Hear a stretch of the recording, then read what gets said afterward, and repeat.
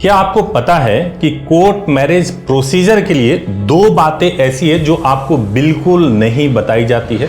Court marriage का actual procedure क्या होता है, स्टेप बाय स्टेप क्या गाइडेंस है, कोर्ट मैरिज क्या आज चलन में है और क्यों अरेंज मैरिज करने वाले पेरेंट्स भी कोर्ट मैरिज को बहुत प्राथमिकता दे रहे हैं। नमस्कार, मैं हूं एडवोकेट सुभाष सिंह और इस वीडियो में इन्हीं सब सवालों का जवाब देंगे।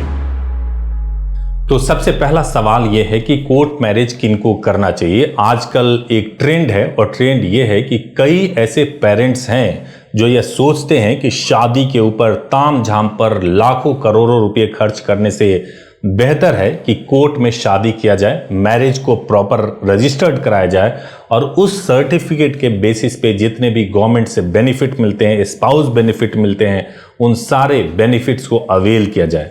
वहीं दूसरी तरफ बहुत सारे ऐसे कपल हैं जिनके पेरेंट्स एग्री नहीं होते कोर्ट मैरिज करने के लिए या एग्री नहीं होते, पार्टनर को स्वीकार नहीं करते। ऐसे कपल पेरेंट्स के मर्जी के बगैर कोर्ट मैरिज करते हैं और आजकल युवाओं में एक चलन है कि वो अपनी चॉइस को बहुत प्राथमिकता देते हैं और इस बात को बहुत अच्छे तरीके से समझ भी रहे हैं कि कोर्ट मैरिज या मैरिज इसलिए बहुत जरूरी है कि अपने पार्टनर, अपने चॉइस के पार्टनर से शादी की जाए, क्योंकि शादी को निभाना भी एक बहुत बड़ी प्राथमिकता है। तो सबसे पहले मैं आपको यह बता दूं कि अगर आपको कोर्ट मैरिज करना है तो सबसे पहला स्टेप क्या लेना चाहिए। मैं आगे आपको यह भी बताऊंगा कि एडवोकेट से आपको क्या बात करना चाहिए। आपको यह भी बताऊंगा कि वो कौन सी दो बातें हैं जो छिपाई जाती हैं, बुकिंग कैसे करवाएं और बुकिंग करवाने के दौरान क्या पूछें, और प्रोटेक्शन अगर आपको चाहिए तो आपको प्रोटेक्शन किस तरीके से मिलेगा।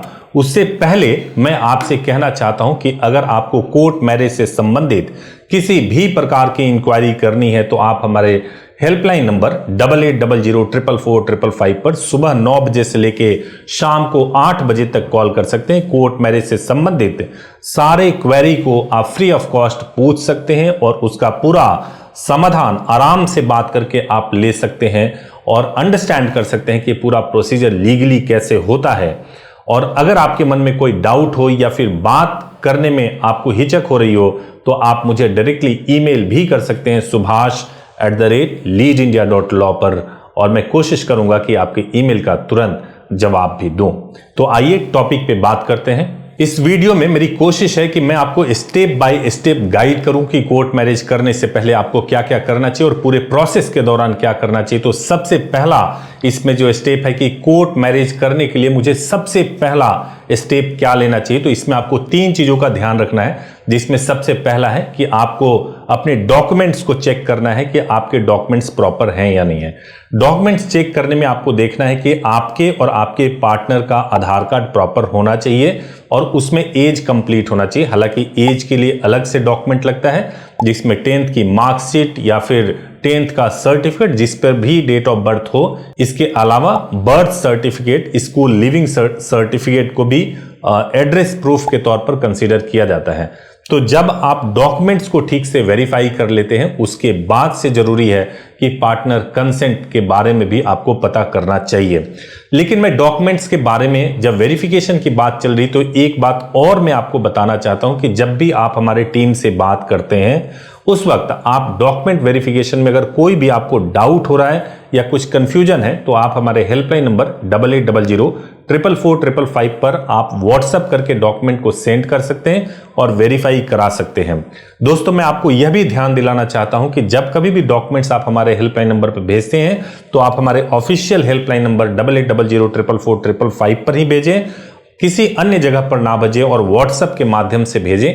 आपका डॉक्यूमेंट या आपकी इंफॉर्मेशन को बिल्कुल प्राइवेसी मेंटेन किया जाता है और उसको कहीं भी शेयर नहीं किया जाता है। तो जब आप 3 चीजें डिसाइड कर लें जब कोर्ट मैरिज करने जा रहे हैं कि आपके डॉक्यूमेंट्स प्रॉपर हैं या नहीं है, एज कंप्लीट है कि नहीं, जिसमें लड़की की एज 18 वर्ष और लड़के की एज 21 वर्ष कंप्लीट है कि नहीं, और प्रॉपर पार्टनर का कंसेंट है कि नहीं, कहीं आपने उसको किसी तरह से ब्लैकमेल करके, इमोशनली आपने परेशान करके या ऐसा कह के कि अगर तुमने शादी नहीं किया तो मैं सुसाइड कर लूंगा, आपने किसी दबाव में पार्टनर का कंसेंट तो नहीं लिया है। प्रॉपर अगर कंसेंट हो तभी कोर्ट मैरिज के लिए आपको स्टेप लेना चाहिए। जब आप संतुष्ट हो जाएं कि पार्टनर का कंसेंट भी है, आपके हालात भी ऐसे कह रहे हैं कि अब आपको कोर्ट मैरिज करना है, तो आपके लिए जो नेक्स्ट स्टेप है वो है एडवोकेट से बात करना।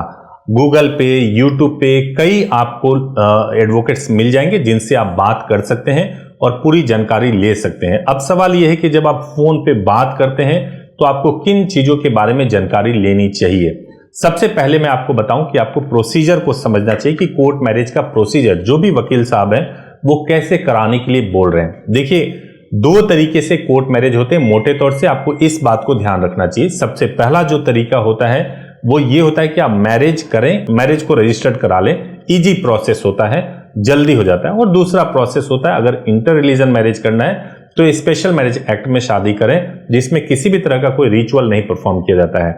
मैरिज करके मैरिज को रजिस्ट्रेशन कराने का जो प्रोसेस होता है कई जगह पे 3 घंटे में हो जाता है, कई जगह पे 1 दिन भी लग जाता है और कई जगह पे 3 से 4 दिन भी समय लगता है। डिपेंड करता है कि आपको ये जो प्रोसीजर है, जो वकील साहब से आप बात करेंगे तो आप बिल्कुल क्लियर कीजिए कि आपका प्रोसीजर कितने समय में हो जाएगा। अगर आप मेरे से बात करेंगे तो मैरिज और मैरिज का रजिस्ट्रेशन कराने में जो समय लगता है वो अगर सब कुछ स्मूथली चले तो 3 से 4 घंटे में आप गाजियाबाद से कर सकते हैं। दिल्ली से 2 दिन का प्रोसीजर लगता है। यही आप अहमदाबाद से करेंगे तो 2 दिन का लगेगा।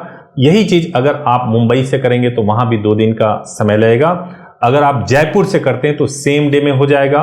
तो ये प्रोसीजर है। अलग अलग सिटीज में भी आप पता कर सकते हैं, जहां आप रहते हैं वहां पर भी मैरिज हो सकता है या नहीं हो सकता है, या नियरेस्ट सिटी में आप कहां कर सकते हैं ये भी डिसाइड कर सकते हैं।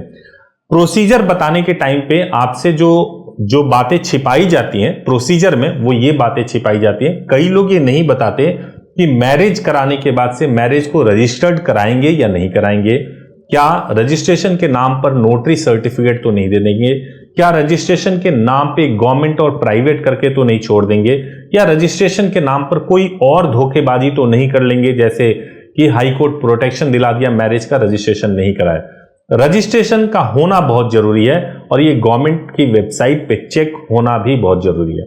इसके बाद नेक्स्ट जो आपको बात करनी चाहिए वो बात करनी चाहिए कि टाइम कितना लगेगा। टाइम के बारे में मोटे तौर से मैंने बता दिया, लेकिन फिर भी आप बिल्कुल कंफर्म्ड पता कीजिए कि टाइम लगेगा कितना। क्या अगर कोई क्लेम कर रहा है कि 3 घंटे में हो जाएगा तो वास्तव में 3 घंटे में हो जाएगा।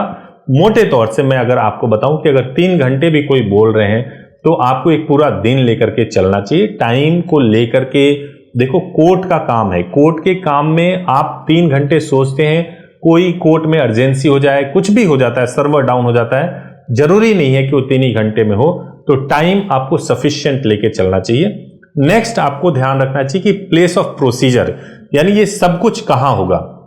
देखिए, इसमें भी कुछ बातें आपसे छिपा ली जाती हैं। वो ये है कि प्लेस ऑफ प्रोसीजर में ये है कि भाई जहां आप मैरिज कराओगे वहीं पे मैरिज रजिस्टर्ड होना चाहिए। कई लोग दिल्ली में मैरिज कराते हैं, रजिस्ट्रेशन गाजियाबाद में जाके कराते हैं। ये बिल्कुल गलत हो जाता है। इसलिए गलत हो जाता है क्योंकि प्लेस ऑफ मैरिज जिस ज्यूरिसडिक्शन में है उसी ज्यूरिसडिक्शन में मैरिज का रजिस्ट्रेशन होगा। तो इसको भी लेकर के आप पूरी तरह से आश्वस्त रहें। और ऐसा भी हो सकता है आपके साथ में कि आपको गाजियाबाद में जाके मैरिज का रजिस्ट्रेशन करा रहे हो और बोल रहे हो कि ये दिल्ली ही है। आप ऐसे धांधलियों से बचें और बचने की बहुत जरूरी है।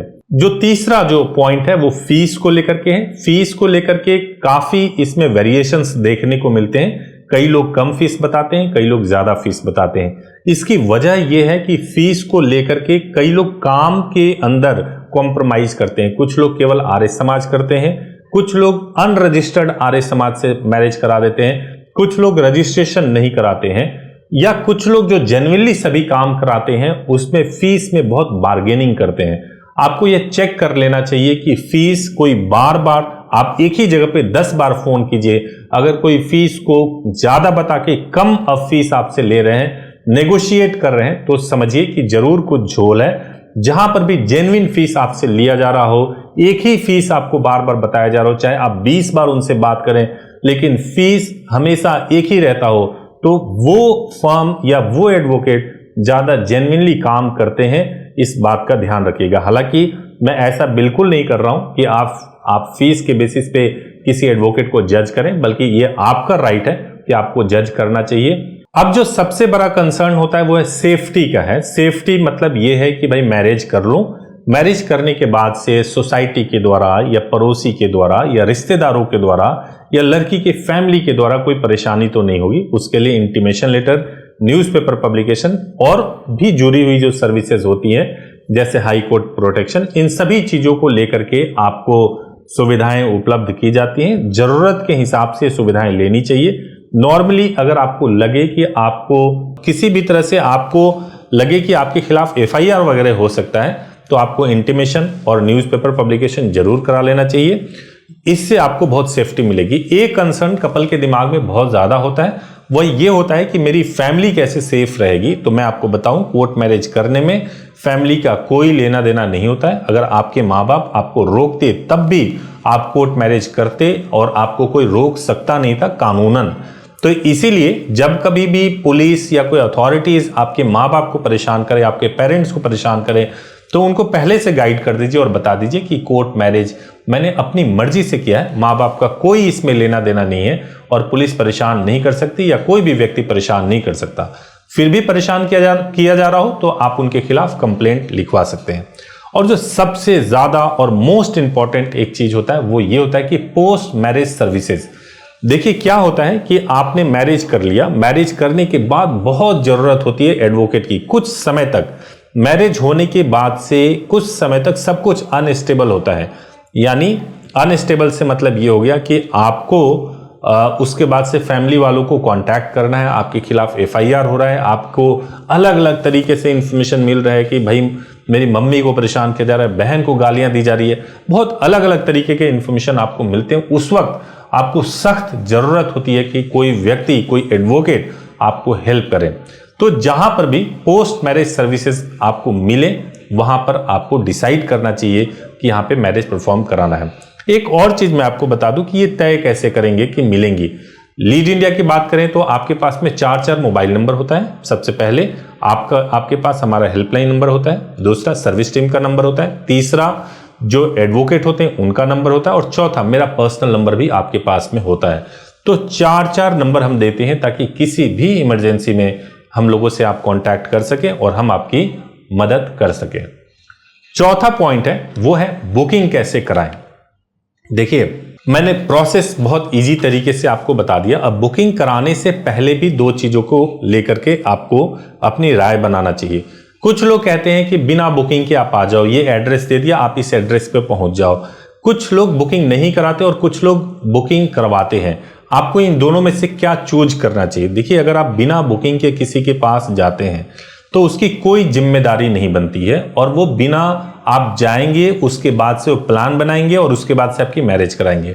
मैं आपको दावे के साथ एक बात बता देता हूं कि बिना बुकिंग के जब कभी भी आप किसी के पास जाते हैं वो अपनी पूरी मन मर्जी करते हैं और ये कोई प्रोसेस नहीं है। इतनी बड़ी चीज आप करने जा रहे हैं, आप ट्रेन से जाते हैं बुकिंग करा करके जाते हैं, आप हवाई जहाज से जाते हैं बुकिंग कराते हैं, एक छोटा से छोटा काम भी करना होता है तो बुकिंग, एक केक ऑर्डर कराना होता है तब भी बुकिंग कराते हैं। अगर आप जाएंगे और बिना बुकिंग कराए कोई केक लेंगे तो 4 दिन का बासी केक आपको मिल जाएगा। लेकिन मैरिज जैसा चीज बिना बुकिंग के अगर आप जा रहे हैं तो यह खतरे से खाली नहीं है। विदाउट बुकिंग आपको कभी भी मैरिज करने के लिए नहीं जाना चाहिए।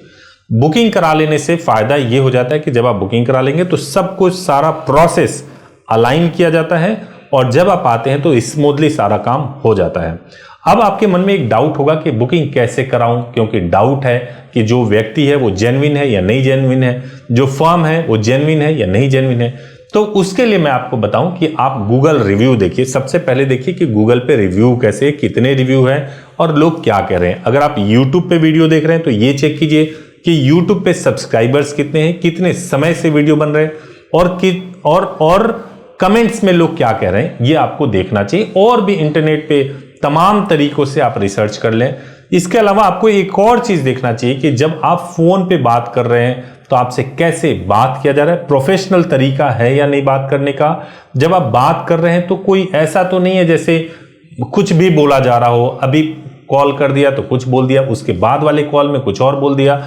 ये सब कुछ जब आप खुद से डिसाइड करेंगे तो आपको समझ में आ जाएगा। जहां कहीं भी आप संतुष्ट हो जाए वहां पर बुकिंग करा लें और बुकिंग कराने के बाद से आप मैरिज के लिए जाएं। अब लास्ट में एक पॉइंट मैं आपको बताऊंगा कि प्रोटेक्शन सुविधाओं का लाभ उठाएं, यानी कि जब कभी भी आपको ऐसा लगे कि आपके खिलाफ किसी भी तरह का कोई एक्शन हो सकता है, तो बुकिंग के दौरान आप प्रोटेक्शन के बारे में जरूर बात करें। और प्रोटेक्शन के लिए जितनी भी सुविधाएं होती हैं, जैसे लीड इंडिया की अगर मैं बात करूं तो यहाँ पे इंटीमेशन, न्यूज़पेपर, अगर जरूरत हो तो हाई कोर्ट प्रोटेक्शन, या आगे भी किसी अथॉरिटीज के पास रिप्रेजेंटेशन करना हो तो लीड इंडिया के माध्यम से कर सकते हैं। तो ये डिटेल में मैंने आपको समझाने की कोशिश की है कि कोर्ट मैरिज आप step by step guidance provide किया कि आप कैसे कर सकते हैं।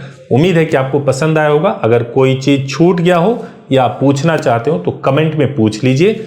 जो हमारा कमेंट वाला वीडियो हर मंडे को आता है, उस दिन मैं आपके कमेंट का जवाब लाइव वीडियो में दूंगा। उम्मीद है कि आपको उससे बहुत लाभ भी मिलेगा।